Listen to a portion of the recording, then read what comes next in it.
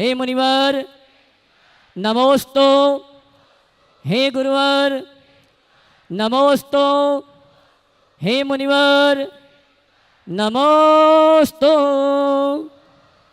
और आइए गुरुवर के आशीर्वाद से हम और आप शंका समाधान के कार्यक्रम का आनंद लें। उसके पूर्व आज हमारे बीच में भारत सरकार की राज्य मंत्री महिला एवं बाल विकास जो 2 बार धार की सांसद बनने का सौभाग्य प्राप्त किया है, मैं नाम की घोषणा करूं उसके पहले चाहूँगा जोरदार ताली बजाकर उनका सम्मान करें। मैं आमंत्रित करूंगा मंच पे श्रीमती सावित्री ठाकुर, भारत सरकार राज्य मंत्री महिला एवं बाल विकास धार। वे आएंगे, परम पूज्य मुनिवर के श्री चरण वंदन करते हुए गुरुवंदना का सौभाग्य प्राप्त करेंगे। और उनके सम्मान के लिए मैं आमंत्रित करूंगा हमारे मनावर के सावन जी पहाड़िया और पूनम जी पहाड़िया, ये आएंगे हमारे सम्मानी धार सांसद।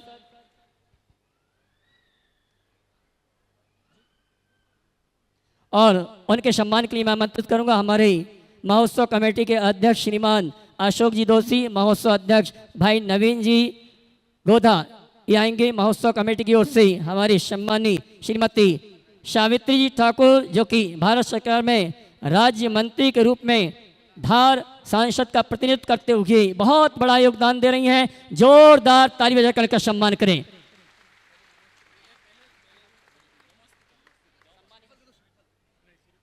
आइए परम पूज्य मुनिवर के श्री चरण वंदन करते हुए गुरुवंदना का सौभाग्य प्राप्त कर रही हैं श्रीमती सावित्री ठाकुर, महिला एवं बाल विकास राज्य मंत्री भारत सरकार। और उनके सम्मान के लिए मैंने आवाज़ दी है धर्म प्रधान समिति के अध्यक्ष महोदय अशोक जी, महोत्सव के अध्यक्ष श्रीमान नवीन जी गोधा और साथ में सावन जी पहाड़िया, पूनम जी पहाड़िया, ये आएंगे। सम्मानी श्रीमती सावित्री ठाकुर जी का सम्मान का कार्यक्रम संपन्न करेंगे। और मैं चाहूंगा आप जोरदार जोरदार ताली बजाकर का सम्मान करें।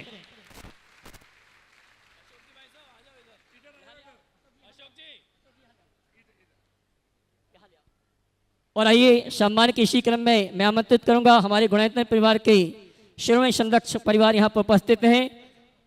शिरोमणि संरक्षक शांति कुमार ममता सोगानी जापान टोकियो हमारे बीच उपस्थित हैं। जापान टोक्यो हमारे बीच उपस्थित हैं। वे आए परम पूज्य मुनिवर के श्री चरण वंदन करते गुरुवंदना का सौभाग्य प्राप्त करेंगे और धर्म प्रधान समिति सम्मान का कार्यक्रम संपन्न करेगी। शांति कुमार जी ममता सोगानी जापान टोक्यो शिरोमणि संरक्षक और उपस्थित हैं तो मंच पे आए। आइए इसी क्रम में आज जिन्हें पार्श्वनाथ भगवान के निर्माण महोत्सव के अवसर पर मांगलिक क्रिया करने का सौभाग्य प्राप्त किया हमारे गुणायतन के शिरोमणि संरक्षक राकेश रजनी गोधा इंदौर, वे आएंगे परम पूज्य मुनिवर के श्री चरण वंदन करते हुए। आइए शिरोमणि संरक्षक शांति कुमार ममता आशीर्वाद प्राप्त करेंगे। और उनके सम्मान के लिए मैं आमंत्रित करूंगा हमारे धर्म प्रभावना समिति के महामंत्री हर्ष जी, वे आए, सम्मान का कार्यक्रम संपन्न करेंगे। और आप जोरदार ताली बजाकर इनका सम्मान करें।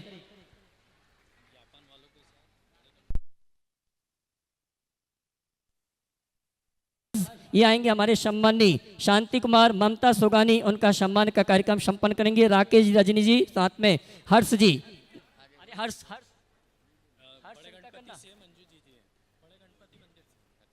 राकेश जी, इनका सम्मान करना है जापान टोक्यो वालों को। आइए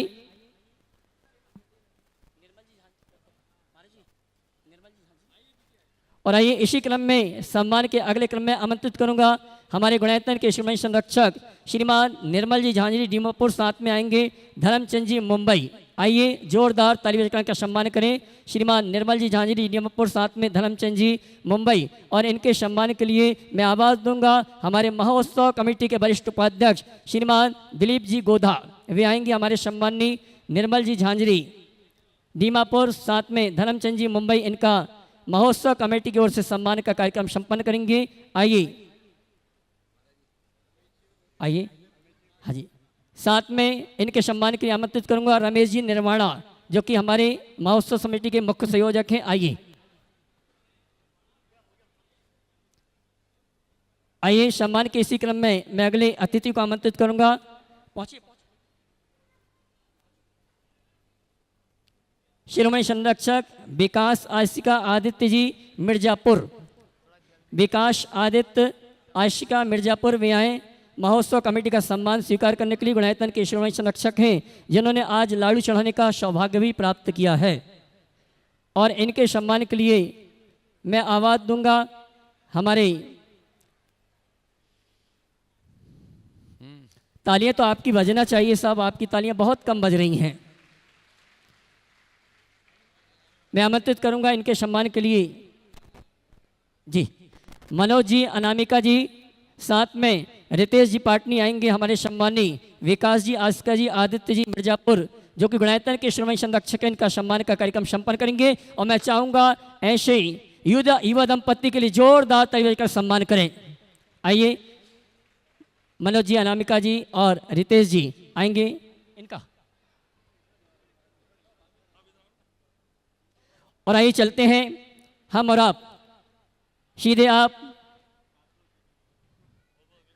शंका समाधान के लिए जोड़ने का प्रयास करूंगा। और शंका समाधान के शेष कार्यक्रम के संचालन के लिए मैं निवेदन करूंगा आप सभी की ओर से मुनिवर संधान सागर जी महाराज के लिए जोरदार बोले परम पूज्य मुनि श्री प्रमाण सागर जी महाराज की। आज का यह सत्र अपन प्रारंभ करते हैं गुरुवर के आशीर्वाद से। और आज जैसा कि आप देख रहे हैं पूज्य गुरुवर के आशीर्वाद से अद्भुत यह है जैन युवा चेतना शिविर का आज कार्यक्रम हुआ और बहुत ही सफल प्रोग्राम। आज यहाँ युवाओं की मैं संख्या देख रहा हूँ, बहुत ही अच्छी संख्या में यहाँ पर युवा। आज ये पूरा सत्र भी जैसा गुरु का आदेश मिला युवाओं के लिए ही समर्पित है। और सर्वप्रथम मैं युवाओं में ही आमंत्रित कर रहा हूँ मिनल जैन और बाद में तैयार रहेंगे कृषिका जैन। जिस भी युवा का नाम ले वे अपना खड़े हो जाएं स्थान पर। और उसके बाद में दूसरा जो है उसमें मिनल जैन तक माइक पहुंचा दें, कृषिका जैन वो भी खड़े हो जाएं। नमोस्तु महाराज जी। बोलिए। नमोस्तु महाराज जी, गुरुवर के चरणों में बारंबार नमोस्तु। महाराज जी, आजकल का युवा पतला दिखने के चक्कर में गलत डाइट चार्ट को फॉलो कर रहा है और बहुत सारे सेलिब्रिटी वीगन डाइट को प्रमोट कर रहे हैं। तो महाराज जी, संतुलित जीवन के लिए संतुलित आहार कितना जरूरी है, कृपया शंका का समाधान कीजिए। ये सवाल में तो आप मुझे भी लपेट लें, है ना। देखिए, डाइट पर नियंत्रण तो होना ही चाहिए, लेकिन डाइटिंग का उद्देश्य केवल पतला होना नहीं, शरीर को पूरी तरह डिटॉक्सिफाइड करने का होना। युवा खाना पीना छोड़कर शरीर तो पतला कर लेते हैं, लेकिन अपनी आदतों के वजह से शरीर को जहरीला बना देते। शरीर में यदि जहर भरा होगा तो आप स्वस्थ नहीं रह पाएंगे। तो आपको स्वस्थ शरीर रखने के लिए अपने खान पान के प्रति जागरूक रहना चाहिए। और यदि अपने शरीर को डिटॉक्सिफाइड करना चाहते हैं तो किसी योग चिकित्सक के परामर्श में ही करना चाहिए, जिसमें किसी प्रकार की दुविधा न हो। महाराज जी, वीगन डाइट का प्रमोट कर रहे हैं। वीगन डाइट को प्रमोट करना बुरा नहीं है, लेकिन दूध को अभक्ष्य मानना सही नहीं। इस पर मैंने अनेक बार प्रकाश डाला है। चलिए। कृषिका जैन इंदौर। और उसके बाद में अपने बीच में आज जो केंद्रीय महिला एवं बाल विकास मंत्री सावित्री ठाकुर जी यहाँ पर उपस्थित हैं, उनको कुछ आवश्यक कार्य के लिए जाना है, तो वे मंच पर आ जाएं और अपना प्रश्न रखेंगे। गुरुवर के चरणों में 3 बार नमोस्तु नमोस्तु नमोस्तु। गुरुवर, यदि हमारे द्वारा अज्ञानतावश अपने माता पिता को दुख या पीड़ा दी जाती है और इसका हमें पश्चाताप भी होता है, लेकिन एक ग्लानि मन में भरी रहती है, वो निकल नहीं पाती, तो इस ग्लानि को दूर करने के लिए हमें क्या करना चाहिए और ऐसा क्या करें कि किसी और को हमारी तरफ से दुख या पीड़ा ना हो? देखिए, सबसे पहले तो माता पिता को इस तरह की स्थिति का सामना करना न पड़े, ये सुनिश्चित करना चाहिए। और उसका एक ही उपाय है, माता पिता के प्रति श्रद्धावान बने और कर्तव्यनिष्ठ बने, उनकी हिदायतों और बातों को हम प्रमुखता दें तो शायद ऐसी दुविधा नहीं आए। यदि आपके मन में अपने द्वारा किए गए कृत्यों के प्रति ग्लानि है तो ये बड़ा शुभ लक्षण है। बेहतर है यदि माता पिता उपस्थित है तो अपना हृदय उनके चरणों में जाके खोल दे और उनसे ही कहें कि आप हमें प्रायश्चित दो। आपका इतना कहने मात्र से प्रायश्चित हो जाए। हाँ, भारतीय सरकार से केंद्रीय महिला एवं बाल विकास मंत्री सावित्री जी ठाकुर वे अपना प्रश्न रख रही हैं। एक बार जोरदार तालियों से फिर से उनका सम्मान कर दें। और उसके बाद में तैयार रहेंगे आज अपने बीच में फास्ट एकेडमी के डायरेक्टर निशांत जी सिंघई यहाँ पर उपस्थित हैं, वे भी आ जाएंगे।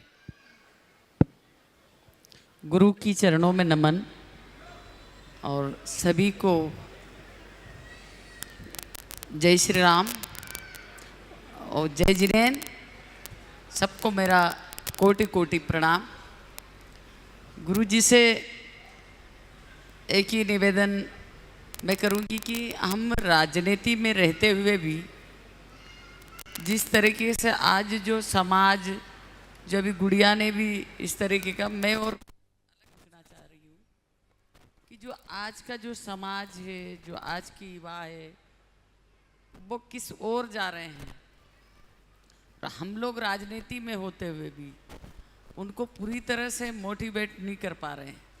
हमको राजनीति में रहते हुए हमको किस तरीके से समाज की सेवा करना चाहिए।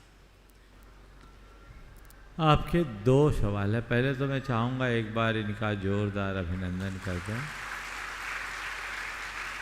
भारत सरकार में महिला एवं बाल विकास मंत्रालय का दायित्व ये निभा रही हैं और उनका ही प्रतिनिधित्व करते हुए यहाँ आई। आपने पूछा है कि आज के युवा को हम सही दिशा बोध कैसे दें और राजनीतिक जीवन जीते हुए भी हम सामाजिक जीवन कैसे जिए। देखिए, युवा को दिशा बोध देने के लिए हमें कुछ नहीं करना है, उनके सामने कुछ अच्छे आदर्श उपस्थित करके दिखाना। यदि युवाओं के सामने हम अच्छे आदर्श उपस्थित कर देते हैं तो युवा स्वतः प्रेरित होकर उसका अनुकरण करने लगते हैं, उन्हें कुछ कहने की ज़रूरत नहीं। अक्सर ये कहा जाता है कि युवा दिशाहीन हो रहे हैं, पर ऐसा जब भी कहा जाता है मुझे थोड़ी सी पीड़ा सी होती है कि हम अपने समाज के सबसे होनहार पीढ़ी पर इतना आरोप क्यों लगा रहे। इसमें युवा, मानता हूँ कुछ युवा दिशाहीन हो रहे हैं, लेकिन इसमें जिम्मेदार केवल युवा नहीं है। क्या बड़े कम जिम्मेदार हैं? बड़ों ने उनके सामने अच्छा आदर्श छोड़ा कहाँ? अगर बड़ों ने युवाओं के सामने अच्छा आदर्श छोड़ा होता तो आज हमारी पीढ़ी कभी नहीं भटकती। इसलिए युवाओं को सही दिशा में नियोजित रखना चाहते हैं तो आप उनके समक्ष अच्छा आदर्श उपस्थित करें। आपने कहा राजनीतिक जीवन में रहते हुए हमारा सामाजिक जीवन कैसा हो, तो मैं तो एक ही बात कहता हूँ, व्यक्ति किसी भी क्षेत्र में रहे, उसके हृदय में सांस्कृतिक निष्ठा हो तो सब जीवन में पवित्रता बनी रहेगी। अपनी सांस्कृतिक निष्ठा को बनाए रखिए, जीवन उत्तरोत्तर आगे बढ़ेगा। बहुत बहुत आशीर्वाद। धन्यवाद गुरुजी। श्री निशांत जी सिंघई, डायरेक्टर फास्ट एकेडमी, कुछ कहना चाहेगी? हाँ बोलो। दूसरा, मैं एक निवेदन करना चाहती हूँ सभी से कि जो माननीय नरेंद्र मोदी जी ने जो आह्वान किया है सभी से कि एक पेड़ अपनी माँ के नाम जरूर हम लगाएं, जो आने वाली समस्याओं का आज ही से हम निदान करें। दूसरी, जो आने वाला 15 अगस्त को हर घर तिरंगा जरूर लगाए। हमारा राष्ट्रीय पर्व है, इसको हम हर पर्व त्यौहार मनाते हैं, पर इसको भी हम लोग जो आज देश के जो हालात हम देख रहे हैं दूसरे देश में, वो हमारे यहाँ न हो। तो आज से हम इस ओर सभी अपने घर पे जरूर लगाए। आज हम देख रहे हैं कि देश में किस तरीके की परिस्थितियां बन रही है, अपने आप के दुश्मन होते जा रहे हैं। हम भी सचेत रहें, हमारा भारत के जो भी यहाँ रह रहे हैं। और एक गुरुजी को कहूँगी कि बहुत सौभाग्यशाली है, किसी को चतुर्मास नहीं मिलता है। जो गुरु भगवान तय करता है कि चतुर्मास कहाँ करना है, जो हमारे धार में भी एक चतुर्मास हो रहा है, उन्होंने, मैं उस कार्यक्रम में भी जरूर वहाँ गई थी, उपस्थित हुई थी। तो ये बड़े सौभाग्यशाली है समाज के लोग जिनको भी इसका कार्यभार मिला है, वो कहीं ना कहीं बहुत अच्छे कार्य किए होंगे, उनको मिला है सौभाग्य से, यही कामना। और मेरे को आज यहाँ गुरुजी की आदेश हुआ, मैं आने वाली नहीं थी, फिर भी ऐसा कार्यक्रम ऐसा हुआ कि मेरे को यहीं, जो कि कल का था वो आज कैंसिल हुआ था। पर जब भी मैं आपके बीच में थे, कहीं ना कहीं भगवान का हम अच्छे कर्म करते हैं तो जरूर ऐसा योग संयोग बनता है कि हम गुरुजी को मिलने के लिए मैं यहाँ, ऐसा योग संयोग मिला। नहीं तो आज मैं इधर का कोई कार्यक्रम नहीं था, क्योंकि लोकसभा उसी रोज स्थगित हो गई थी। तो आज मेरा, क्योंकि मैं इसलिए कि लोकसभा सोमवार रहेगी तो आज मैं यहाँ से जाऊँगी, तो मेरा इसलिए मैंने यहाँ कहा था। पर ऐसा योग संयोग बना कि मेरी आज गुरुजी से भेंट हो गई। मैं बड़ी सौभाग्यशाली अपने आप को मानती हूँ। और सब लोगों के यहाँ दर्शन हुए, सबका साथ, सबका विकास और सबका प्रयास, सबका आशीर्वाद बना रहे। बहुत बहुत धन्यवाद। जय श्री राम, वंदे मातरम। बोलिए। हाँ, महाराज श्री निशांत जी सिंघई। महाराज श्री, मैं निशांत सिंघई, फास्ट के चेयरमैन अशोक जी बड़जात्या और समस्त फास्ट परिवार आपके चरणों में बारंबार नमोस्तु करते हैं। सब खड़े हो जाए एक बार फास्ट एकेडमी। फास्ट एकेडमी वाले सभी खड़े हो जाएं। और अब मैं चाहूँगा कि जो डॉक्टर आज यहाँ पे आए हुए हैं, डॉक्टर्स, वे मंच के इस तरफ आ जाएं ऊपर। ठीक है, हाँ बोलिए। महाराज जी, अभी आज हमारे यहाँ MPPSC के जो 14 बच्चे हैं जिनका इंटरव्यू वो भी आए हुए हैं। तो इंटरव्यू में महाराज जी सामान्यतः 2 प्रश्न पूछे जाते हैं जिनके उत्तर आज तक हमें नहीं मिल पाए हैं। पहला प्रश्न तो ये है कि जैन धर्म में तीर्थंकर केवल 24 ही क्यों होते हैं, 23 या 25 क्यों नहीं है। और सेकंड प्रश्न ये कि खासकर दिगंबर संप्रदाय में महिलाओं को पुरुषों की अपेक्षा हीन माना जाता है। ना तो महिलाएं अभिषेक कर सकती हैं और ना ही महिलाएं मोक्ष जा सकती हैं। तो फिर जैन में, दिगंबर संप्रदाय में महिलाएं इतनी धर्म करती क्यों हैं? देखिए, सबसे पहले तो जो भी ऐसा सवाल करे कि तीर्थंकर 24 ही क्यों होते हैं, उनके उलट करके पूछिए कि हमारी आंखें 2 ही क्यों होते हैं, कान 2 ही क्यों होते हैं, 3 या 1 क्यों नहीं होते। होते इसलिए होते, इसका क्या उत्तर, समझ गए? चूंकि इंटरव्यू का सवाल है इसलिए इतना ही उत्तर दे। अगर कोई बच्चा पूछता, कोई और पूछता तो मैं दूसरे तरह से भी उत्तर दे देता और दे देता हूँ। थोड़ा खाली कागज़ दो मुझे, थोड़ी खाली कागज़ है क्या महाराज जी? खाली कागज़, एक पैड दीजिए, हाँ पेन दीजिए, लाइए।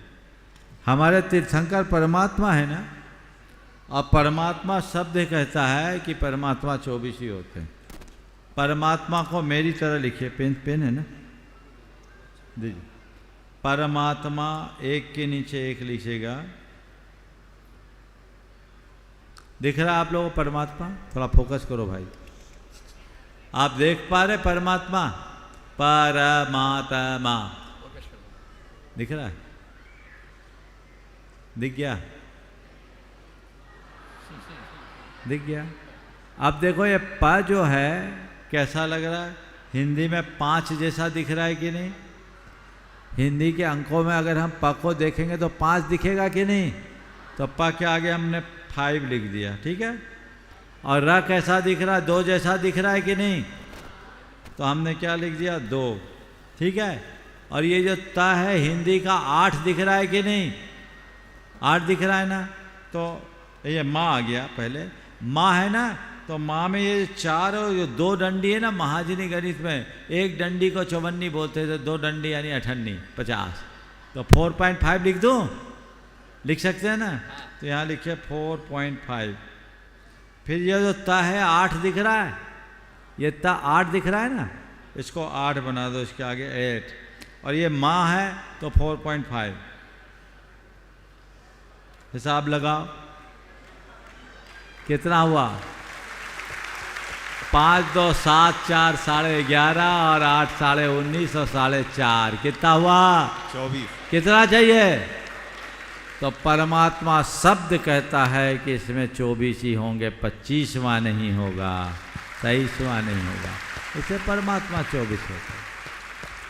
आपका दूसरा सवाल समझ में आया ना? आपका दूसरा सवाल कि जैन धर्म में खासकर दिगंबर परंपराओं में महिलाओं को हीन क्यों माना? गलत व्याख्या। महिलाओं को दिगंबर परंपरा में कहीं हीन नहीं कहा गया। दिगंबर परंपरा में लिखा नारी च गुणवती धत्ते सृष्टि रज्ञमम पदम। नारी यदि गुणवान है तो सृष्टि में श्रेष्ठ पद को प्राप्त कर। जहाँ तक नारी को मोक्ष जाने का निषेध करने की बात है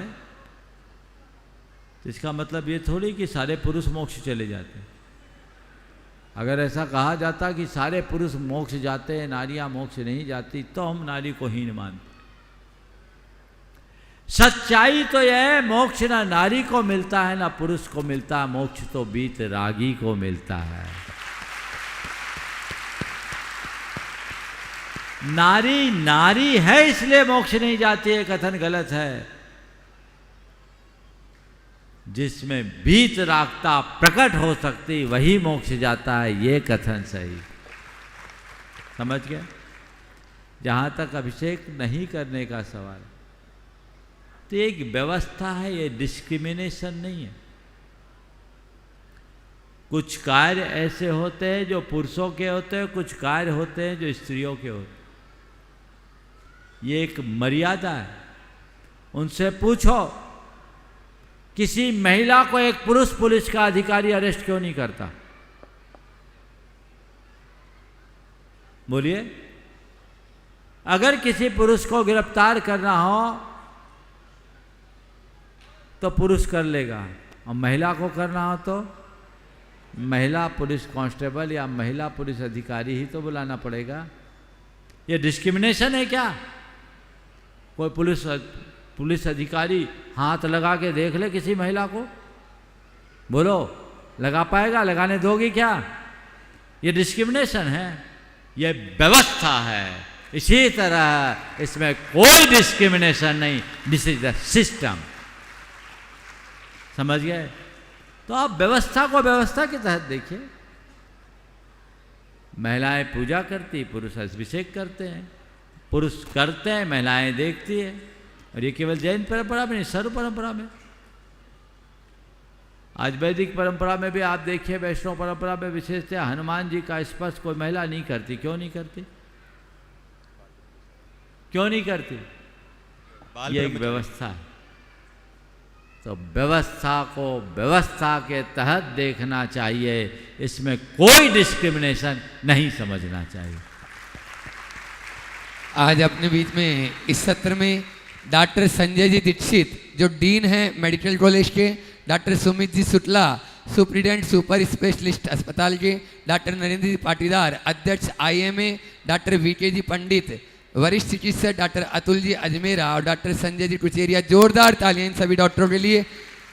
धर्म प्रभावना समिति वहीं पर उनका स्वागत अभिनंदन कर देगी। सभी को प्रश्न पूछना है, लेकिन ऐसा करिए वहीं पर सवाल भी होता रहे और आप सम्मान भी कर दे। कैमरा वहीं से कर दीजिए, सम्मान जारी रखिए और प्रश्न कर लीजिए, तो बहुतों पर आप लोगों की मेहरबानी हो जाएगी। प्रश्न के लिए उन्हीं में से डॉक्टर दोनों काम करिए। सुमित जी शुक्ला जो सुप्रिटेंडेंट हैं सुपर स्पेशलिस्ट अस्पताल के, आप प्रश्न करें।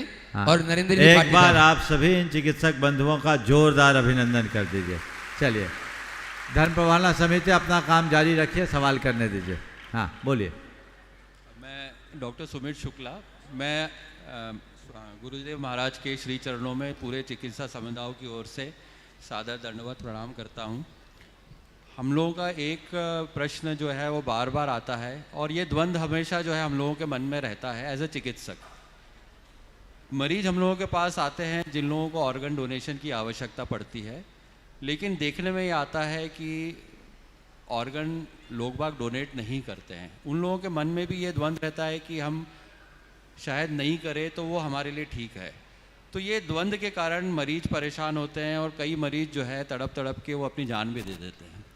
मेरा आपसे सिर्फ एक ये निवेदन है कि ये मन में जो आम जनता के बीच में ये जो भ्रम है, ये शंका है कि हमें अंग देना चाहिए कि ना देना चाहिए, इस शंका का समाधान करिए ताकि लोगों को आगे बढ़ के वो आए। एक शरीर ख़त्म होने के बाद में वो हमारा तो रहता नहीं, अगर किसी और के काम आ जाए तो क्या यह सही है, क्या यह गलत है, ऐसी शंकाएं बहुत चलती रहती है।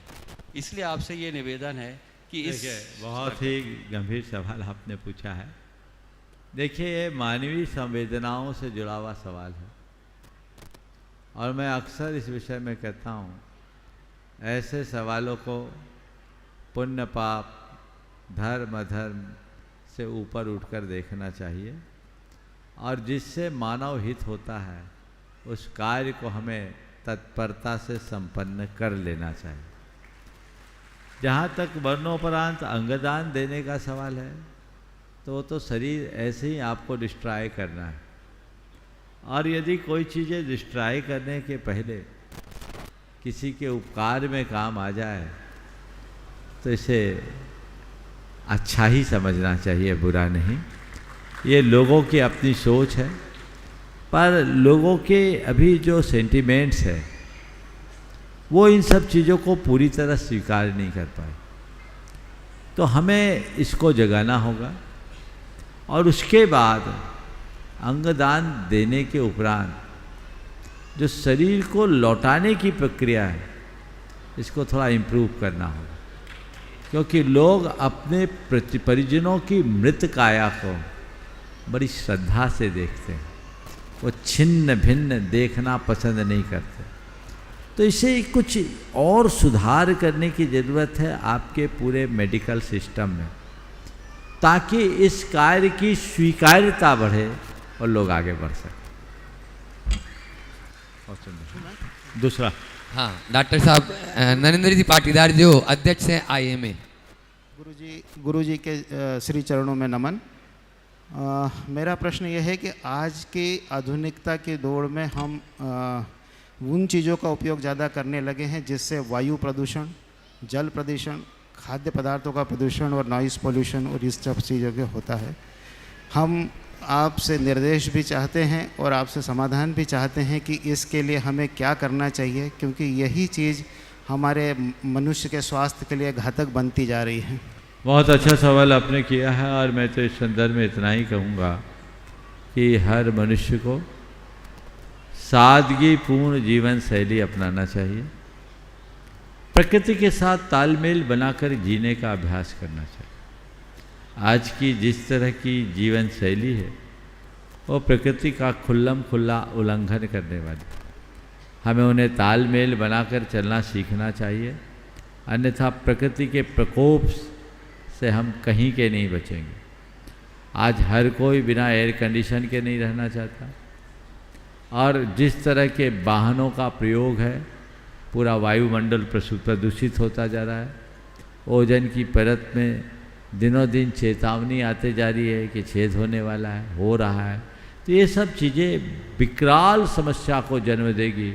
हो सकता है हम लोग तो अपना जीवन पूरा कर ले, पर आने वाली पीढ़ियाँ हम सबको गालियाँ देगी कि हमारे पुरखों ने सारी व्यवस्थाएं बिगाड़ दी। तो ये जिम्मेदार आज की पीढ़ियों ने आज सावधान होने की ज़रूरत है। इसी तरह अन्य प्रदूषणकारी प्रवृत्तियों से बचना चाहिए। अपने आहार विहार, खान पान और सब प्रवृत्तियों में सादगी और सदाचार को जोड़ना चाहिए। नमोस्तु महाराज जी। आजकल बच्चे बहुत पढ़े लिखे हो गए हैं, IITN हो गए हैं, IAS करके आते हैं तो वो पूछते हैं कि आत्मा क्या है, आत्मा कहाँ रहती है, आत्मा कैसे विचरण करती है और उसको आत्मा को कैसे पता होता है कि इस शरीर को छोड़ के मुझे दूसरे शरीर में जाना है।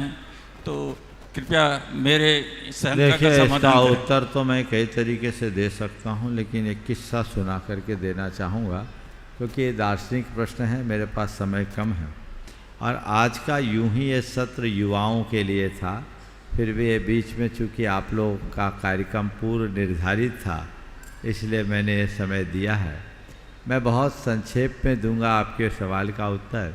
एक बार ऐसा ही सवाल अकबर ने बीरबल से पूछा तो बीरबल थोड़ा चिंतित हो गया। उसके बेटे ने पूछा, क्या बाबूजी क्या दिक्कत है? बोले एक ऐसा सवाल है जिसका उत्तर नहीं पड़ा। ने पूछा क्या सवाल है? बोले ये सवाल, इसका उत्तर मैं दे दूंगा। तो अकबर को, बीरबल को अपने बेटे पर भरोसा था। बोले तू दे देगा? बोले दे दूंगा। बोले जा दरबार में, तू जाना दे देना। वो गया दरबार में। दरबार में गया तो पूछा, अकबर ने पूछा कि भैया क्यों आए? बोले आपके सवाल का जवाब देने। बोले तुमसे तो मैंने कोई सवाल नहीं पूछा, तुम्हारे अब्बा से पूछा। बोले हाँ, हमारे अब्बा ने कहा ऐसे सवालों का उत्तर तो मेरा बेटा ही दे देगा, मैं क्या करूँगा, तो मैं आया हूँ। बोले ठीक है। अकबर को बड़ा अटपटा लगा। बोले बता तू क्या वो प्रश्न पूछता है?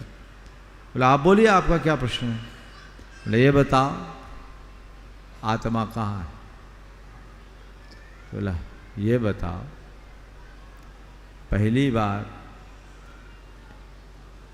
आपके दरबार में आया हूँ, प्रश्न पूछ रहे हो आप, कुछ खिलाओगे पिलाओगे कि सीधे सवाल करोगे? अकबर को अपनी गलती का एहसास हुआ। उसने कहा ठीक ठीक, इसको एक कटोरा दूध दो। उसके पास दूध आया। वो दूध में कुछ खोजने लगा। अकबर ने पूछा क्या खोज रहे हो? बोले इसमें घी खोज रहा हूं। इसमें घी कहाँ है? अरे घी के रग रग में, दूध के रग रग में घी है। तो बीरबल के बेटे ने कहा महाराज ये आपका पहले सवाल का उत्तर है, शरीर के रग रग में आत्मा है।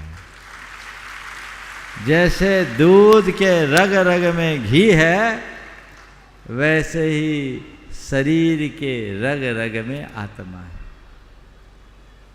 ठीक है, इसे पाया कैसे जाता है? तो बोले देखो दूध से घी कैसे निकाला जाता है? बोले दूध को जमा कर, उसका मंथन कर, नवनीत निकाल कर उसको तपाते हैं तब घी निकलता है। बोले बस ऐसे ही आत्मा का अंतर मंथन करके जब तप करते हैं तब आत्मा परमात्मा हो जाए।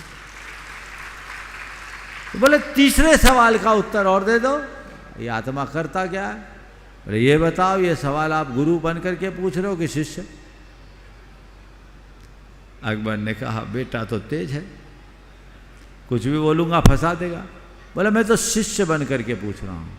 बोले देखो कैसा कलयुग आ गया, गुरु के सामने शिष्य की ऐसी हिमाकत कि शिष्य नीचे खड़ा है और गुरु सिंहासन पर चढ़ा। अकबर ने कहा माफ़ करो, आप मेरे सिंहासन पर बैठो, मैं नीचे आता हूँ। अब मेरे सवाल का उत्तर दो कि आत्मा करता क्या है? उसने कहा बस कुछ नहीं करता, ऊपर से नीचे और नीचे से ऊपर होता रहता। समझ गए? संक्षेप में इतना ही उत्तर है, कभी विस्तार से आइए फिर चर्चा करूंगा। अपने बीच में आज यहाँ पर प्राची जैन साइंटिस्ट डॉक्टर पंडित और है। हाँ हाँ, एक और है ना, बस last. Doctor Virendra Kumar Pandit, medical college से एनाटॉमी विभाग से सेवानिवृत्त हुआ हूँ। मेरी एक समस्या रही कि हमेशा बॉडी की कमी रहती है, आर्गन की तो छोड़िए, बच्चे सीखेंगे नहीं तो आगे पढ़ेंगे कैसे, और पढ़ेंगे कैसे? दूसरा मेरा ये है कि मैंने कई विधाओं में अपना ग्रेजुएशन पोस्ट ग्रेजुएशन किया है, मैं इसको अब समाज में कैसे उसको वापस कर दूँ ताकि देखिए डेड बॉडी की जहाँ तक बात है, आजकल तो टेक्नोलॉजी बहुत एडवांस हो गई। मुझे कई चिकित्सकों ने भी कहा है कि हम कंप्यूटर के माध्यम से ऑर्गन्स को पूरी तरह से बता सकते, तो हमें उस पर भी ध्यान देना चाहिए और इसके लिए समाज में एक चेतना जगानी चाहिए। ओम शांति। चलिए सर की अपने बीच में Prachi Jain scientist Boston USA यहाँ पर उपस्थित हैं। प्रश्न एक ही पूछे तो अच्छा रहेगा, सबको मौका मिलेगा। ऊपर वाला प्रश्न आप पूछ लें और उसके बाद में तैयार रहेंगे आशीष जैन, एक्साइज इंस्पेक्टर, इंदौर। प्रातः स्मरणीय गुरुदेव एवं समस्त मुनि संघ को कोटि कोटि नमन। भारतीय मूल के फर्स्ट जनरेशन एवं सेकंड जनरेशन के जो बच्चे यूएस में निवासरत हैं, वे प्रत्येक क्षेत्र में उन्नति कर रहे हैं, उन्नति करते हुए भारत का नाम भी रोशन कर रहे हैं। गुरुदेव, मेरा प्रश्न यह है कि जैन धर्म के सिद्धांतों का पालन करते हुए वे किस प्रकार से बैलेंस रखें कि समय के साथ आगे बढ़ते हुए भी वे अपनी जैन आइडेंटिटी बनाए रखें। हमें क्या करना चाहिए कि ये भावना उन्हें स्वयं आए, किसी दबाव की वजह से नहीं? देखिए आपने बहुत अच्छी बात कही है और इन दिनों मैं देख रहा हूँ कि भारत से बाहर जाकर बसने वाले भारतीयों और खासकर जैनों में विशिष्ट भारतीयता और विशुद्ध जैनत्व प्रतिष्ठित हो रहा है, क्योंकि वो भले वहाँ चले गए, उनकी निष्ठा सुरक्षित है। तो हम कुछ न करें, उनके अंदर की निष्ठा जगा दें, तो निष्ठा जागते ही उनके जीवन में बड़ा रूपांतरण होता है।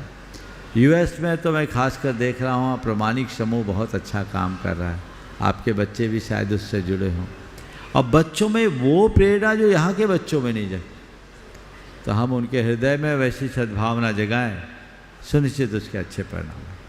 ओ हाँ, अगला आशीष जी जैन, एक्साइज इंस्पेक्टर इंदौर, और उसके बाद में तैयार रहेंगे अपने बीच में गुणायतन के शिरोमणि संरक्षक विकास आशिका जैन आदित्य जैन मिर्जापुर से यहाँ पर उपस्थित है वे। नमोस्तु महाराज जी। ओ हाँ महाराज जी, मेरा सवाल ये है कि आजकल समाज का एक बड़ा युवाओं के ऊपर एक बोझ है या दबाव है कि समाज सिविल सेवा खासकर एमपीपीएससी या यूपीएससी में जो सिलेक्ट होते हैं उनकी एक प्रतिष्ठा एक समाज में इतनी ज़्यादा होती है। दाईं ओर की आवाज़ थोड़ा कम की जाए। ओ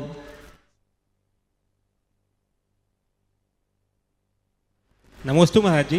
महाराज जी, आजकल सरकारी जॉब खास तौर से यूपीएससी और एमपीपीएससी का समाज में एक बड़ा क्रेज है या प्रतिष्ठा है, जिस कारण बच्चों पर और उनके अभिभावकों पर एक सामाजिक अप्रत्यक्ष रूप से दबाव रहता है कि उनके बच्चे भी इस सेवा में जाएं, सरकारी जॉब में जाएं। महाराज जी, नगर और ग्रामीण क्षेत्र में तो कई बार ऐसी स्थिति बन जाती है कि सरकारी नौकरी विवाह की अनिवार्य शर्त है। इस वजह से बहुत सारे बच्चे उनकी अपनी क्षमताओं को ना देखते हुए इस अंधी दौड़ में शामिल हो जाते हैं, अपने लंबा युवावस्था का कीमती समय गंवाते हैं, उसके बाद दूसरा कुछ अच्छा कर सकते थे उस क्षेत्र में भी नहीं अच्छा कर पाते हैं। महाराज जी, इस ओर समाज का मार्गदर्शन करें। नमस्ते महाराज जी। देखिए, बहुत ही गंभीर बात आपने रखी है और इस पर हमें विचार करना चाहिए। लोग सिविल सर्विसेज में जाए, अच्छी बात है, और जो सक्षम है उनको जाना चाहिए, क्योंकि वहाँ जाकर आप समाज, धर्म और संस्कृति की अच्छी सेवा कर सकते। लेकिन ये मानसिकता कि जिसकी सिविल सर्विस है वही सब कुछ है, ये ठीक नहीं। मैं ऐसे अनेक लोगों को जानता हूँ जिन्होंने सिविल सर्विसेज ज्वाइन कर लेने के बाद भी रिजाइन देकर अपना काम किया।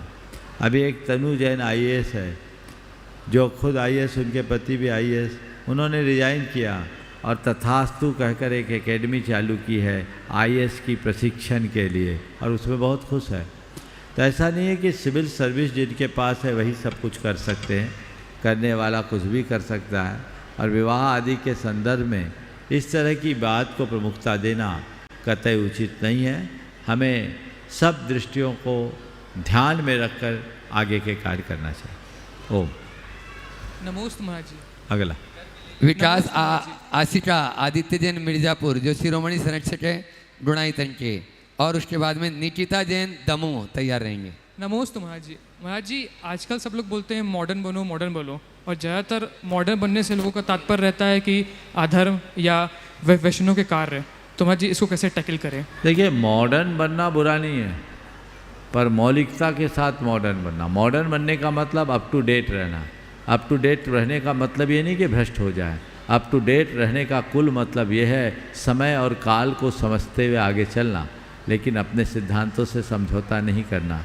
नित्य नूतनता कतई बुरी नहीं है, लेकिन मौलिकता को खो देने से बुरा कुछ भी नहीं है।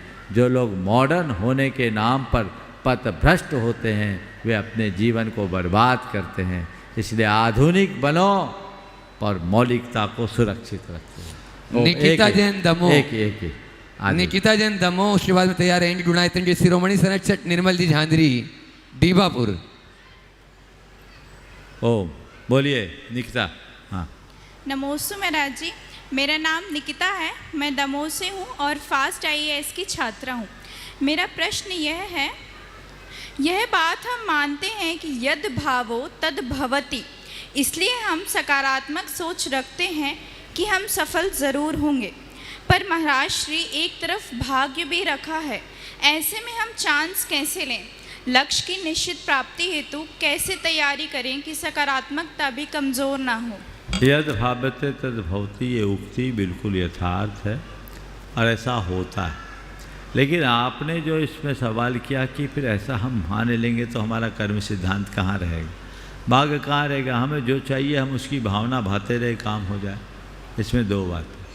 पहली बात तो ये है कि ये बात भी कर्म सिद्धांत को पुष्ट करता है, क्योंकि हम जैसी भावना भाते हैं वैसे कर्मों को हम अपनी ओर आकृष्ट कर लेते हैं, और जब हमारे अनुकूल कर्म हमारे साथ जुड़ जाते हैं तो वो हमारे उद्देश्य की पूर्ति में सहायक बन जाते हैं और हम अपना लक्ष्य प्राप्त कर लेते हैं, उसका फल हमें मिल जाता है।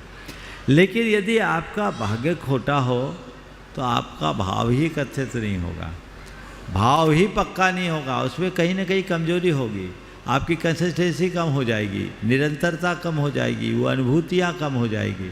इसलिए ये बात अपने मन से निकालिए कि हम इतना सब करेंगे, मेरा भाग्य ही नहीं होगा तो क्या होगा।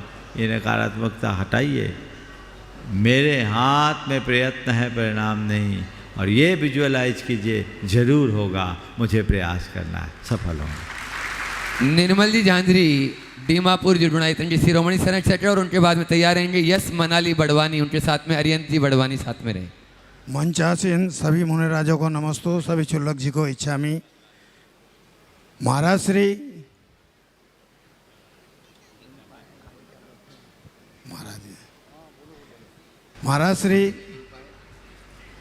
बोलो वर्तमान किसी के हाथ में नहीं। जैन धर्म में कर्म सिद्धांत के अनुसार हम कर्म फल भोगते हुए अपना जीवन काट रहे हैं, और जिस तरह अपना कर्म उदित में आता था, इतने महापुरुष आए, सब कर्म भोगते भोगते उनकी एक समय निश्चित हुई, उसी हिसाब से उन्होंने अपना कल्याण किया। जिस तरह गुरु नाम गुरु ज्ञान सागर जी ने कहाँ से पारखी नज़र दौड़ाई, गुरु नाम गुरु विद्यासागर जी महाराज उनके पास पहुँच गए राजस्थान, और उनसे दीक्षित होते हुए, और आज आप लोग जैसे इतने संतों का मतलब कल्याण करते हुए भारतवर्ष में एक स्वर्णिम काल उपस्थित किया। तो महाराज श्री कर्म सिद्धांत को प्रमुखता है या हमारी जो भावों के ऊपर हम चलते हैं? देखिए, कर्म सिद्धांत तो अपनी जगह है ही, पर ये सब निमित्त नैमित्तिक संबंध है, और निमित्त नैमित्तिक संबंध होते हैं तो उसमें अपने आप सहज संयोग बन जाते हैं। सबका संयोग कुछ ऐसा था जो गुरुदेव से नाता जुड़ गया और हम सबका उद्धार हो गया। यस मनाली बड़वानी, और उसके बाद में शांतिलाल जी ममता जी सोडानी जापान, जो डुणाइतन के शिरोमणि संरक्षक है। नमोस्तु महाराज श्री, नमोस्तु नमोस्तु नमोस्तु। महाराज श्री, मेहनत सीढ़ी के समान होती है, जो समय और पुरुषार्थ तो लगाती है पर मंजिल तक पहुंचा देती है। किस्मत लिफ्ट के समान होती है, खटका चमका मंजिल प्राप्त। पर गुरुदेव, लिफ्ट खराब हो जाए तो हम अधर में लटक जाते हैं, और मेहनत में कमी आ जाए तो हम अपनी मंजिल पर स्थिर बने रहते हैं। आज के युवा की स्थिति ये है गुरुदेव कि हम प्रथम मंजिल पर जाने के लिए भी मेहनत रूपी सीढ़ी को नेग्लेक्ट कर रहे हैं और किस्मत रूपी लिफ्ट खुलने का वेट कर रहे हैं। ऐसे में क्या करें? मेहनत रूपी सीढ़ी को निगलेक्ट कर रहे हैं और किस्मत रूपी लिफ्ट का वेट कर रहे हैं, तो लिफ्ट वाले तो लटके रहेंगे। कब तुम्हारी लिफ्ट की लाइट ख़त्म हो जाए और तुम बीच में लटक जाओ, कोई भरोसा नहीं। इसलिए युवानों, तुम्हारे पाँव में दम है, और जब तक पाँव में दम है सीढ़ियों पर कदम बढ़ाते रहो, किसी लिफ्ट का कभी वेट मत करो। लिफ्ट का वेट करोगे तो लटकते रहोगे, और सीढ़ियों पर चढ़ोगे तो आगे बढ़ोगे। एक बात और ध्यान रखना, सीढ़ी पर चढ़ने वाले अपने अंतिम सोपान तक भले ना पहुंच पाए, मंजिल तक ना पहुंच पाए, लेकिन जितनी सीढ़ी चढ़ोगे कुछ तो आगे बढ़ोगे, और आगे बढ़ने की संभावना के द्वार खुले रहेंगे। लेकिन लिफ्ट में अटकोगे तो लटके ही रहोगे। हमें लटकना नहीं, अटकना नहीं है, आगे बढ़ते जाना है, आगे बढ़ते जाना। नमस्ते गुरुदेव। शांतिलाल जी ममता जी सोडानी जापान, जो डुणाइतन के शिरोमणि संरक्षक भी हैं, वे अपना प्रश्न करें और उसके बाद में तैयार रहेंगे। जिनके परिचय की जरूरत नहीं, अभी भी सत्र में भी आपने सुना था, राज जी मेहता अहमदाबाद। नमोस्तु गुरुवर, नमोस्तु नमोस्तु नमोस्तु। महाराज श्री, आज मैं यहाँ से 30 किलोमीटर करीब पनेरिया जी के मंदिर गया था। वहाँ पे एक लिखा हुआ है कि किद्वंती है कि ये मंदिर उड़ के आया है। तो महाराज जी, मेरे मन में शंका होगी, मंदिर ही कैसे उड़ के आ सकता है? आप कृपया शंका का समाधान करें। ये हमारे आस्था का प्रश्न है। देखिए, खड़े रहे आप। सबसे पहले तो मैं कहूँगा, और आज यहाँ उपस्थित युवाओं के बीच बता दूं शांति जी, एक बार जोरदार अभिनंदन कीजिए शांतिलाल जी सोगानी का। युवा लोग हताश होते हैं, ये आपके लिए एक बहुत अच्छा मॉडल है। मालूम है, इन्होंने अपनी कैरियर की शुरुआत में सब्जियां बेची है, सब्जियां, और आज जापान में हीरो के बादशाह हैं। हीरा का व्यापार है टोक्यो में। एक सब्जी बेचने वाला, टोकनी में सब्जी बेचने वाला। चाय बेचने वाले प्रधानमंत्री बन सकते हैं। जब चाय बेचने वाला प्रधानमंत्री बन सकता है, तो सब्जी बेचने वाला हीरो का व्यापारी क्यों नहीं बन सकता? तो आज इन्होंने ऊंचाई छुआ है। महाराज जी, आपके आशीर्वाद से। ये जापान में रहते, टोक्यो में रहते, जयपुर इनका मूल निवास है, और राजस्थान में इनका गांव है चितावा। मैं वो गांव में भी गया, इन्होंने वो स्थान भी बताया, महाराज यहाँ भाट में मैं सब्जी बेचा करता था। तो युवाओं से मैं कहता हूँ,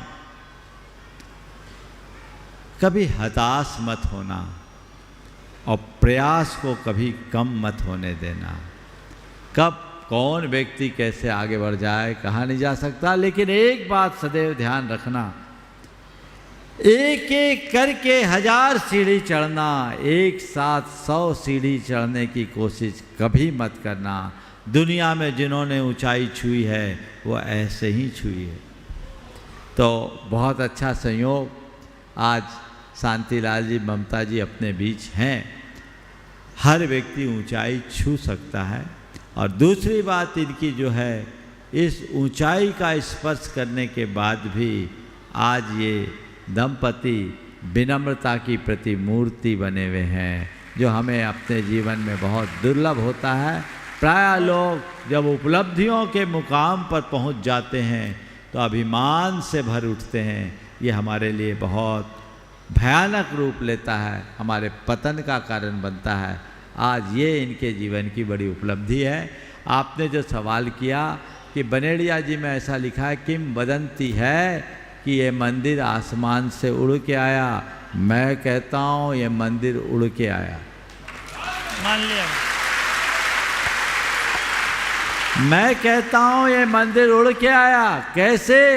मंदिर जब बना, बात सब तरफ फैली, ये मंदिर अद्भुत है, अद्भुत अद्भुत है, और हर व्यक्ति अपने मन में श्रद्धा के पंख लगाया और उड़ के आया, इसलिए मंदिर उड़ के आया। ऐसा भी हो सकता है, समझ गया? नमोस्तु नमोस्तु। बंधु, छोटी सी उम्र में जिन्होंने बहुत बड़ी ऊंचाइयां पाई, ऐसे राजी मेहता अपने बीच में अहमदाबाद से यहाँ उपस्थित है। और इसी बीच में मैं आमंत्रित कर रहा हूँ आलोक जी जैन साहब, जो नगर निगम के CSI यहाँ नगर निगम इंदौर के हैं। वे बहुत ही अच्छी, पूरे चातुर्मास में बहुत अच्छी सेवाएं दे रहे हैं और आगे भी इसी प्रकार देते रहेंगे। आलोक जी जैन साहब का वहाँ पर धर्म प्रभावना समिति के पदाधिकारी सम्मान कर रहे हैं। आप लोग जोरदार तालियों से उनका सम्मान करें, जो संपूर्ण स्वच्छता के अभियान में अपना बहुत महत्वपूर्ण योगदान देते हैं। और राजी मेहता का भी धर्म प्रभावना समिति सम्मान करेगी। वहीं पर कर दीजिए, वहीं पर पहुंच जाएं। और राजी मेहता जी अपनी बात और पूज्य महाराज श्री चरणों में प्रश्न। नमोस्तु गुरुदेव। मेरा प्रश्न यह है कि जैसे आज आपने कहा कि व्यसन एक गलत चीज़ है, और युवाओं को मैं अक्सर कहता रहता हूं कि मेहनत का व्यसन अच्छा होना चाहिए, पुरुषार्थ का व्यसन अच्छा होना चाहिए, और ऐसा व्यसन होता है तो सफलता रूपी बीमारी मिलती है, जो सफलता काफ़ी अच्छी रहती है। गुरुदेव, आप मार्गदर्शन दें कि कैसे मेहनत का व्यसन किया जाए, पुरुषार्थ को अपना व्यसन बनाया जाए, जिससे अच्छे कर्म बने और सफलता का प्राप्त हो। देखिए, लक्ष्य से लगन लगाया जाए तो मेहनत का व्यसन अपने आप बन जाएगा। लगन लक्ष्य से होना चाहिए। लक्ष्योन्मुखी दृष्टि हमारे जीवन को बहुत बड़ी ऊंचाई देती है। बंधुओं, मैं चाहूँगा एक बार राज मेहता का आप सबसे परिचय कराऊं। ये हमारे समाज का बड़ा होनहार युवा है, अभी कुल 21 वर्ष का है और भारत के सबसे कम उम्र के इंटरप्रेन्योर होने का खिताब इसको मिला है। विश्व के सबसे ऊंचे स्थान पर इसका शोरूम है। इसने कई नए इन्वेंशन किए हैं और इतनी कम उम्र में ये कई राष्ट्रों के सलाहकार में है, राष्ट्राध्यक्षों से मिलने जाता है। आप देख सकते हैं, अगर व्यक्ति में लगन हो, योग्यता हो तो बहुत आगे बढ़ सकता है। और एक बात और कहूँ, इसकी कोई डिग्री नहीं है, अभी शायद ग्रेजुएशन हुआ होगा। हो गया जी गुरुदेव, आपके आशीर्वाद से बीटेक में गोल्ड मेडल प्राप्त हुआ। अभी कितने साल हुए? अभी 2 साल पूर्व, और अभी MBA खत्म किया फाइनेंस और मार्केटिंग में। लेकिन जब इसने यात्रा शुरुआत की थी तो इसके पास कोई डिग्री नहीं। 17 साल में इसको एक्सपोर्ट इंपोर्ट का लाइसेंस मिल गया, जो कि 18 साल के पहले अमूमन नहीं होता। युवा प्रेरणा ले, आगे बढ़े। अब मैं तो ये भी चाहूँगा राज ऐसा व्यवसाय, ऐसा कुछ प्रयास करो, जितने स्टार्टअप वाले युवा हैं उनका एक सम्मेलन यहाँ पर किया जाए, जिससे सारे हमारे समाज के युवा प्रेरणा ले सके। उस कार्य में अभी से लग जाओ, ताकि एक ठोस कार्य योजना बनाकर हम उनको और उनका लाभ समाज ले सके, ऐसा प्रयास कर सके। बहुत बहुत आशीर्वाद। नमोस्तु गुरु। मीत जी मेहता, हाँ नमोस्तु भगवान। अपना प्रश्न रख रहे हैं और बोलो। मीत जी मेहता, उसके बाद में तैयार रहेगी साक्षी जैन इंदौर। नमोस्तु भगवान। महाराज श्री, मेरा प्रश्न ये था, क्या विदेश क्षेत्र में जन्म लेने वाला प्रत्येक जीव नियम से मोक्षगामी होता है, और यदि हाँ तो कौन सी भावना या व्यवहार? विदेह में जन्म लेने वाला मोक्षगामी नहीं होता, विदेह बनने वाला मोक्षगामी होता। समझ गए? इसलिए विदेह जाने की मत सोचो, विदेह बनने की सोचो। जितने विदेह में उसमें बहुत थोड़े मोक्ष जाते, बाकी वहीं संसार में रमते। आगे। नमोस्तु भगवान। हाँ, हो गया। मीत जी मेहता ने अपना प्रश्न ओम हो गया। और उसके बाद साक्षी जैन इंदौर। अगला राहुल जी ईशिता जी डोदा। बोलो। नमोस्तु गुरुदेव। हाँ, मेरा प्रश्न है कि जो जॉब देने वाला माइंडसेट है उसको स्ट्रांगली डेवलप कैसे किया जाए, और ऐसा ग्रुप कैसे ढूंढा जाए जो साथ में स्टार्टअप या बिजनेस शुरू कर सके? देखिए, जॉब देने वाला माइंडसेट बनाने के लिए हमें अपने आप को स्ट्रांग बनाना होगा और अपनी फाइनेंशियल बैकग्राउंड को देखना होगा। हम सीधे सीधे के हम जॉब देंगे तो हमारा बैकग्राउंड भी तो होना चाहिए। तो उसके लिए हमें शुरुआत में यदि थोड़े दिन जॉब करना पड़े तो कोई बुरा नहीं। हम कुछ अपना बनाएं और अपने माइंड से करें, और क्रिएटिव माइंड हो, इनोवेटिव सोच हो तो बहुत कुछ होगा। देखो, मैं आपको बताता हूँ, एक इंस्टीट्यूशन है सम्मान, नाम सुना होगा। एक युवा IITian है और उसने पटना में एक काम किया। वहाँ जो रिक्शे थे, उस रिक्शे को नए ढंग से डिजाइन किया और अनऑर्गेनाइज्ड रिक्शा चालकों को पूरी तरह से ऑर्गेनाइज किया और उसका नाम दिया सम्मान। आप देखो, बहुत बड़ा एंटरप्रेन्योर बन गया। कुछ भी नहीं लगा, केवल दिमाग लगाया और करोड़ों का टर्नओवर हो गया। आप उसको देखना साइट पे, मुझे पूरा डेटा याद नहीं है, लेकिन ये बहुत लंबे समय से चल रहा है। 10-15 साल पुराना प्रसंग है। आप नेट पे सर्च करोगे, सम्मान के नाम पर एक युवक ने किया। अपना दिमाग लगाओ। स्टार्टअप की बहुत सारी संभावनाएं, भारत सरकार भी उसमें बहुत बड़ा योगदान देती है प्रतिभाओं को आगे बढ़ाने। तो कहाँ क्या किया जा सकता है, समाज की कौन सी आवश्यकताएं हैं जिसके लिए वो परेशान हैं, हम उसमें एक घटक बन जाएं, कड़ी बन जाएं, जुड़ जाएं, तो बहुत सारे काम हो सकते हैं। तो जिसके पास प्रतिभा है वो कभी परेशान नहीं हो सकता, बशर्ते अपनी प्रतिभा को सही दिशा में नियोजित करें। साक्षी जैन के बाद में तैयार रहेंगे राहुल ईशिता डोदा। ओम। देखिए, इससे पहले कि आगे के सवाल हो, आज मैं आप सबसे कहूँगा, आज का दिन बहुत ही व्यस्तता का दिन। आपने सुबह पार्श्वनाथ भगवान का निर्वाण महामहोत्सव बहुत धूमधाम से मनाया और मध्याह्न में 2 घंटे तक युवा चेतना शिविर में जिस तरह की भागीदारी और उपस्थिति हुई, वो भी अपने आप में बहुत अद्भुत रहा। और अभी शाम का शंका समाधान तो है ही, आप लाभ ले रहे हैं, ये समाधान अंतिम चरण में है, लेकिन इसके साथ आगे के कार्यक्रमों की सूचना भी आप तक पहुंच जानी चाहिए। आगामी 15 अगस्त को हम राष्ट्रीय स्वतंत्रता दिवस को बहुत धूमधाम से मनाएंगे। उस स्वतंत्रता दिवस के कार्यक्रम में भी हम सबका वैसा ही उत्साह होना चाहिए जैसा हम अपने किसी धार्मिक कार्यक्रमों में करते हैं। तो 15 अगस्त को अभय प्रशाल में 8:30 बजे से जो कार्यक्रम है उसमें आप सबकी उसी उमंग और उल्लास के साथ सहभागिता होनी चाहिए और पूरी समाज की उपस्थिति में राष्ट्रीय ध्वज का आरोहण हम सब करेंगे, जो 8:30 बजे से लगभग 10:30 बजे तक का कार्यक्रम होगा।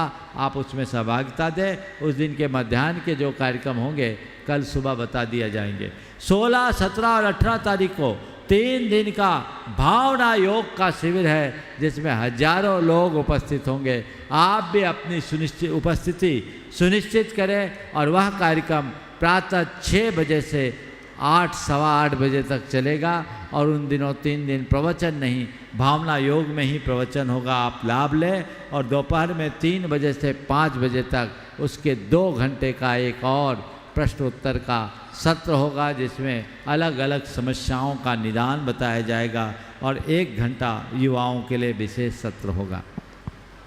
19 तारीख को रक्षाबंधन का दिन है, पूर्णिमा है और उस दिन महाशांति धारा आयोजित होगी जो 55 मिनट तक चलेगी और उसी दिन श्यासनाथ भगवान का निर्वाण कल्याणक भी होगा। और उसके बाद रक्षाबंधन पर्व साधर्मी को गले लगाओ, वात्सल्य का भाव जगाओ के रूप में होगा। वो कार्यक्रम साधर्मी भक्ति के रूप में होगा। इस प्रकार 15 से 19 तारीख तक का पूरा पैकेज आप लोगों के लिए है, आप लाभ लें। और रविवार है, जैसा बच्चों ने कहा, रविवार को फिर दोपहर में एक सत्र युवाओं के लिए होगा। जितने भी युवा होंगे वो चलते रहेंगे। अगली सूचना तक प्रत्येक रविवार को एक सत्र युवाओं के लिए विशेष सत्र के रूप में रहेगा। आगामी दशलक्षण पर्व में 10 दिवसीय जो शावक संस्कार शिविर है, आप सब उसमें भी बढ़ चढ़ करके अपनी भागीदारी सुनिश्चित करेंगे और अपना फॉर्म जरूर भरेंगे। प्रमाणिक ऐप जो 2 दिन लॉक हो गया था पुनः चालू हो गया है, आप उसमें जाकर अपने फॉर्म फिलअप कर सकते हैं। बोलिए। हाँ, साक्षी महाराज जी के चरणों में शत नमन। पहले साक्षी, राहुल साक्षी बोलो। नमोस्तु गुरुदेव, समस्त गुरुदेव के चरणों में मेरा बारंबार नमस्कार। नमोस्तु गुरुदेव। गुरुदेव, मेरा आज का जो क्वेश्चन है मेरा आज के ही सेशन के लिए है। लाइक आपने बोला था कि आज का जो सेशन है वो सिर्फ यूथ के लिए है। लाइक हम लोग आए यहाँ पे बैठे तो लाइक हर भी कहीं पे भी जाते हैं, जैसे कोई सी भी सभा होती है उसमें अपन बड़े लोगों को बोलते हैं कि हमको आगे बैठने दो। जैसे आज भी हमने बोला था कि हमको आगे बैठने दो, तो लाइक जो बड़े लोग थे वो एकदम से गुस्से में आ गए और उन्होंने हमको ऐसे बोल दिया। ऐसा है, सुनो, इसमें बड़ों का दोष नहीं और तुम्हारा भी दोष नहीं। बड़ों तक ये मैसेज कन्वे नहीं हो पाया। नहीं महाराज जी, सुनो तो मेरी बात। जिस समय हमने बोला उस समय बड़े तो थे नहीं, उस समय युवा थे। अब बड़े बाद में आ गए और आगे आने के बाद पीछे नहीं आते। हालांकि बड़ों को पता हो या ना हो, अगर युवा आए तो आगे बढ़ाने का प्रयास करना चाहिए। और रहा सवाल कि युवाओं को कम मौका मिला, तो मैंने कहा था कुछ अतिथि जो पहले से आए हुए उनको भी चांस देना होगा। हमने आप लोगों को भरपूर दिया है और आगे भी देते रहेंगे। पर आपका जो आपकी जो शिकायत है बिल्कुल सही है। मैं सभी से कहूँगा, प्रेरणा लो, बच्चों को आगे बढ़ाओ। अगर सवाल करने का मौका आता है, सासू पीछे हो जाए, बहू को आगे बढ़ा दे, पिता पीछे हो जाए, बेटे को आगे बढ़ा दे, तो बड़ा काम होगा। बोलो राहुल। महाराज जी के चरणों में शत शत नमन। हे गुरुदेव, आरती में जलते हुए दीपक को देखकर ये चिंतन हुआ कि दीपक दूसरों को देखकर नहीं जलता। बोलो। आरती में जलते हुए दीपक को देखकर ये चिंतन हुआ कि दीपक दूसरों को देखकर नहीं जलता, खुद से ही खुद में ही जलता है। और जलते जलते भी दूसरों को रोशनी दे जाता है, तो गुरुदेव हम भी इसे अपने जीवन में कैसे उतारें? देखो, जो दूसरों को देख करके जलता है वो अपना विनाश करता है, और जो दूसरों को खुद को देखकर जलता है, या ये कहूँ जो खुद को जलाता है, वो औरों के लिए प्रकाश करता है। तो जलो मत जलाओ, अपनी बुराइयों को जलाओ, अपनी विकृतियों को जलाओ, तभी प्रकाश होगा। ओ मैं आखिरी अंतिम, हाँ। और आज बजेरवाल महिला प्रकोष्ठ मालवा प्रांत जो है, आपको आज प्रकोष्ठ का कोई गुंजाइश नहीं, आज कोई गुंजाइश नहीं। हाँ, बाद में देखेंगे। आज नहीं। और ऐसे भी रविवार को कोई महिला मंडल को स्थान नहीं मिलेगा, बुलाया नहीं करो, ठीक है? चलिए, रविवार आज बिल्कुल नहीं, आगे से देखिए, आगे बोलिए। हाँ, कौन है? देख लो, नहीं तो आरती। आज का सत्र कौन है? आखिरी है। हेलो, मयंक जैन है यहाँ पे? मयंक कौन है? नहीं है। चलिए, एक मिनट, महिला मंडल आ जाओ फिर जल्दी से कर। अगले रविवार से कोई को मत बुलाना, पहले भी मना किया था मैंने, कैसे बुला लिया? पिछली बार भी मना किया था। चलो बोलो जल्दी से। मालवा प्रांत से बजेरवाल। नमोस्तु नमोस्तु इच्छामि इच्छामि। महाराज जी, स्वर्ग में प्रतिकर देव प्रीति बढ़ाते हैं, सुलह करते हैं। फिर से। स्वर्ग में प्रतिकर देव प्रीति बढ़ाते हैं, सुलह करते हैं। क्या ऐसी व्यवस्था अपने समाज की नहीं हो सकती कि वरिष्ठ व अनुभवी व समझदार लोग इस काम को करें, ताकि अपने समाज में तलाक व गैर समाज में विवाह जो हो रहा है उसमें कमी आ सके? बहुत अच्छी भाव रखिए, अगर लोगों में दिव्यता आ जाए तो ऐसा होगा। इस प्रकार आज के सत्र को यहीं पर विराम। बोलिए परम पूज्य आचार्य। नमस्ते महाराज।